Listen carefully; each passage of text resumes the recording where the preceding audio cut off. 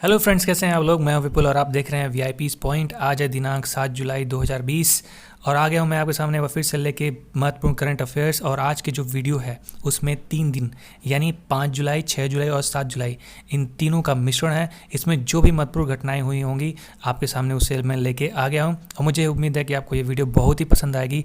और अगर पसंद आए तो उसे लाइक और शेयर जरूर करिएगा। अगर आप मेरे चैनल पर नए हैं तो प्लीज़ सब्सक्राइब भी कर लीजिए। तो चलिए चलते हैं अगले जो अपना पहला प्रश्न है उसकी तरफ। और पहला प्रश्न है, दुनिया का तीसरा सबसे बड़ा क्रिकेट स्टेडियम, जी हाँ सबसे बड़ा, दुनिया का सबसे बड़ा क्रिकेट स्टेडियम किस शहर में बनेगा। आपके ऑप्शंस हैं ए दिल्ली, बी चेन्नई, सी जयपुर, डी मुंबई। इसका जो करेक्ट ऑप्शन होगा वो होगा ऑप्शन सी, जी हाँ जयपुर। जयपुर अहमदाबाद में मोटेरा क्रिकेट स्टेडियम है और ऑस्ट्रेलिया के मेलबर्न, ये दो जो क्रिकेट स्टेडियम है दुनिया के सबसे महत्वपूर्ण बड़े स्टेडियम है। जो मोटेरा का स्टेडियम है उसकी जो कैपेसिटी है वो है 1.10 लाख, जिसमें इतने दर्शक जो हैं बैठ के एक साथ देख सकते हैं। और जो मेलबर्न का स्टेडियम है उसमें 1,02,000 यानी 1.02 लाख लोग एक साथ बैठ के मैच देख सकते हैं। और ये जो तीसरा स्टेडियम बनने जा रहा है जिसका नाम होगा RCA राजस्थान क्रिकेट एसोसिएशन, जिसकी क्षमता होगी करीब 75,000 दर्शकों की और यह 100 एकड़ में फैला होगा यानी बनेगा। और जिसकी लागत होगी करीब 350 करोड़ रुपए। जी हाँ, ये जो डेटा है आप इसे कहीं लिख लीजिए, ये एग्ज़ाम में ज़रूर पूछेगा, ये मोस्ट इम्पॉर्टेंट है। चलिए चलते हैं अपने दूसरे प्रश्न की तरफ। दूसरा प्रश्न है, भारत और चीन विवाद के बीच इंडिया की कंपनी हीरो साइकिल ने कितने करोड़ रुपए की व्यापार डील को रद्द किया। जी हाँ, ये जो बड़े बड़े सौदे रद्द हो रहे हैं भारत और चीन के बीच में, ये बहुत ही इंपॉर्टेंट है। आपकी ऑप्शंस हैं ए 900 करोड़, बी 750 करोड़, सी 710 करोड़, डी 500 यानी 500 करोड़। तो आपके ऑप्शंस यहाँ पे हैं और इसका करेक्ट ऑप्शन होगा, जी हाँ वो होगा ऑप्शन ए 900 करोड़। जी हाँ, हीरो साइकिल के चेयरमैन और मैनेजिंग डायरेक्टर पंकज मुजाल, जी हाँ आपको इनका नाम याद रखना है। हीरो साइकिल के चेयरमैन और मैनेजिंग डायरेक्टर कौन है? पंकज मुंजाल ने कहा है कि उन्होंने करीब 900 करोड़ रुपए की जो बड़ी डील है वो रद्द कर दी है। और सभी जानते हैं ये डील रद्द क्यों हुई है। चाइना ने जो हमारे 20 सैनिकों को शहीद किया है, मारा है धोखे से, उसके बदले में दरअसल हीरो साइकिल अपनी जो और एक और कारण है कि जो हीरो साइकिल है वो अपनी महंगी साइकिल जो होती है वो इंपोर्ट करती है, उनके जो पार्ट्स हैं वो इंपोर्ट करती है चाइना से। ये प्रोफेशनल जो साइकिलिस्ट हैं उनके लिए होता है और जिसकी कीमत 15,000 से 7 लाख रुपए तक महंगी साइकिल होती हैं, ये हीरो कंपनी बनाती भी है। और हीरो साइकिल के जो चेयरमैन है पंकज मुंजाल जी, उन्होंने कहा कि इन पार्ट्स के लिए चीन के बजाय हम जर्मनी में प्लांट खोजेंगे, लगाएंगे, वहाँ से मंगाने की कोशिश करेंगे। दोस्तों क्या आपको पता है लुधियाना जो है वो साइकिल वैली के रूप में डेवलप हो रहा है। इसके लिए जो इंडियन कंपनीज़ हैं वो हाईटेक साइकिल बनाने के लिए चीन को छोड़ के जर्मनी की तरफ जा रही हैं और ये जो लुधियाना है वो नया हब बनने की तरफ है। जी हाँ, और जो हीरो साइकिल है इसका जो मुख्यालय है वो कहाँ पे है? पंजाब के लुधियाना में, जिसकी जो स्थापना हुई थी वो 1956 में हुई थी। और जो उसके फाउंडर हैं वो हैं मिस्टर ब्रिजमोहन लाल मुंजल, जिनको आप BL मुंजल के नाम से भी जानते हैं। चलिए चलते हैं अगले प्रश्न की तरफ। इसरो की मंगलयान ने 1 जुलाई 2020 को मंगल ग्रह के सबसे बड़े चंद्रमा की तस्वीर ली। इस चंद्रमा का नाम क्या है आपको बताना है। और आपके ऑप्शंस हैं ए फोबोस, बी डेमोस, सी होमोस, डी रेजोस। तो इसका जो करेक्ट ऑप्शन होगा वो होगा ऑप्शन ए फोबोस। जी हाँ फोबोस। मंगलयान ने 1 जुलाई को यह फ़ोटो भेजा था। तस्वीरें लेते समय मंगलयान ग्रह जो है वो करीब 7,200 किलोमीटर और फोबोस से 4,200 किलोमीटर की दूरी पर था। और ये जो मंगल के उसने पाया, मंगल के 2 चंद्रमा भी हैं, एक का नाम है फोबोस और दूसरे का नाम है डेमोस। मंगल ग्रह की दूरी पृथ्वी से करीब 12 करोड़ किलोमीटर है। और इसरो के मुताबिक फोबोस के इस फोटो में बड़े क्रेटर को देखा जा सकता है। इसमें जो सबसे बड़ा क्रेटर है जिसका नाम है स्टिकनी, क्या नाम है? स्टिकनी। तो ये करंट अफेयर्स के मद्देनज़र बहुत ही इंपॉर्टेंट है कि मंगल ग्रह के सबसे बड़े क्रेटर का नाम क्या है? स्टिकनी। जी हाँ, स्टिकनी। इसके अलावा 3 और क्रेटर हैं, स्लोवास्की, रोश और ग्रिल्ड्रिग। जी हाँ, आपको इनका नाम याद रखना है, स्लोवास्की, रोश और गिल्ड्रिग।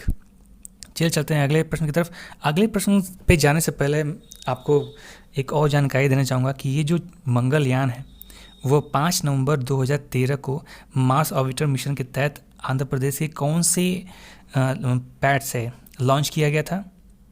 जी हाँ, वो पैड था श्रीहरिकोटा और रॉकेट का नाम क्या था? PSLV rocket. जी हाँ, PSLV रॉकेट।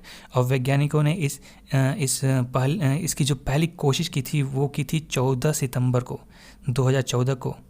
ठीक है, चलते हैं अगले प्रश्न की तरफ, जो कि है चौथा प्रश्न।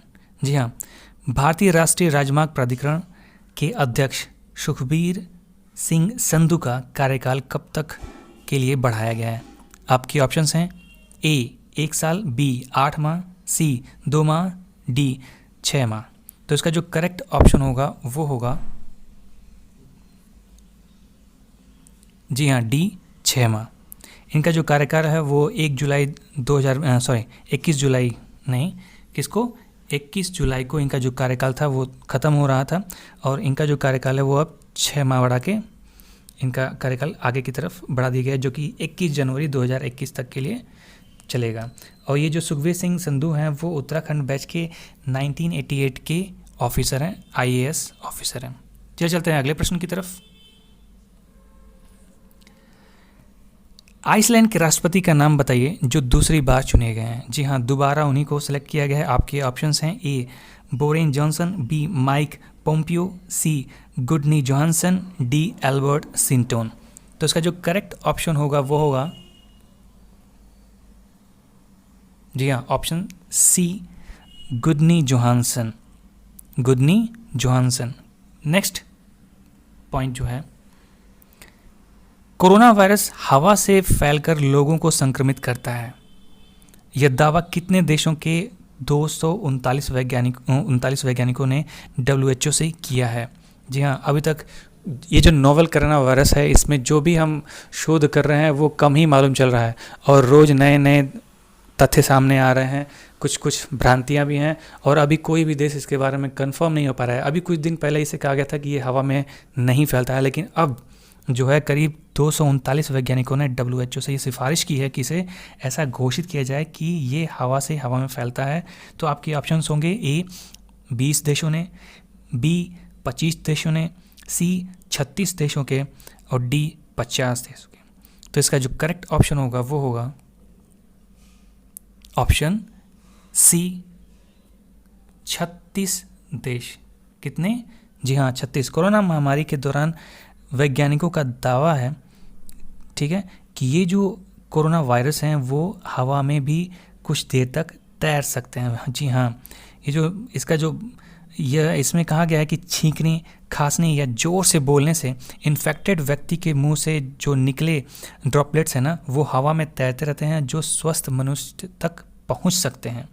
और ऐसा होने के बाद उन्होंने सजेस्ट भी किया हुआ है कि अगर आप अपने घरों में भी हैं तो N95 मास्क जो है उसे ज़रूर पहनें। अगर आपके पास N95 मास्क नहीं है तो आप दोहरा कोई कॉटन का कपड़ा हो आप उसे पहन सकते हैं। चलते हैं अगले प्रश्न की तरफ, जो कि है प्रश्न संख्या 7।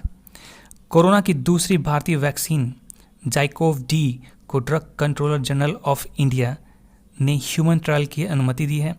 इसे किस कंपनी ने बनाया है? आपके ऑप्शंस हैं A Zydus Cadila, B Cipla, C Bharat biotech, D Mankind.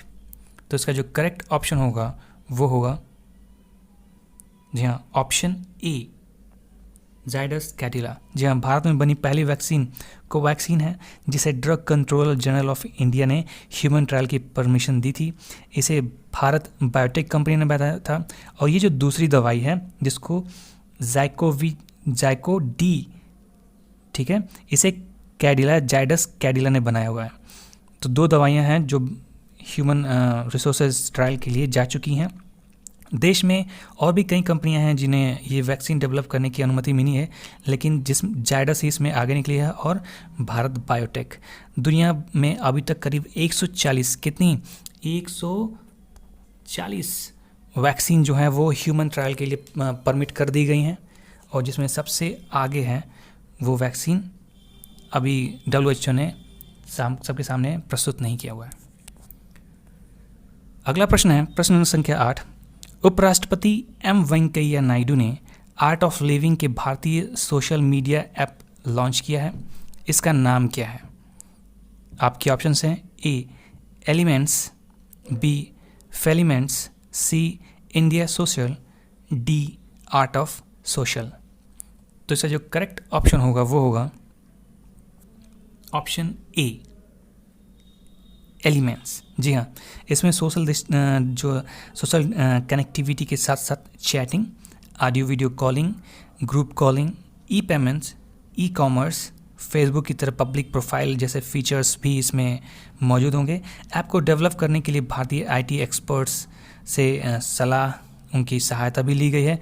और ये जो आर्ट ऑफ लिविंग है इसके संस्थापक हम लोग सभी जानते हैं कौन है, श्री रविशंकर। चलिए चलते हैं अगले प्रश्न की तरफ, जो कि है प्रश्न संख्या 9।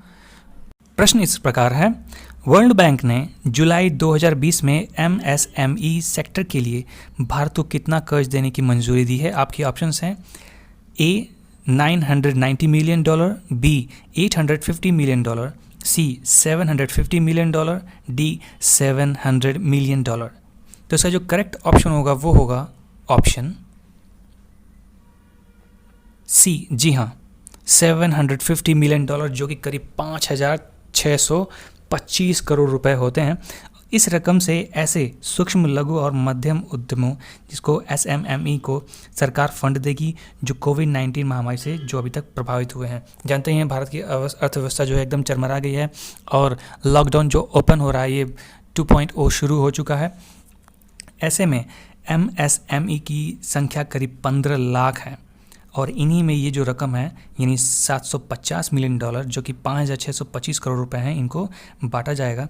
इससे इसमें नौकरियों की सुरक्षा और चरमराती जो अर्थव्यवस्था है भारत की उसको थामने में मदद मिलेगी। जी हाँ, वर्ल्ड बैंक के ताज़ा लोन के बाद कोविड-19 इमरजेंसी लोन की रकम अब तक टोटल 2.75 बिलियन हो चुकी है।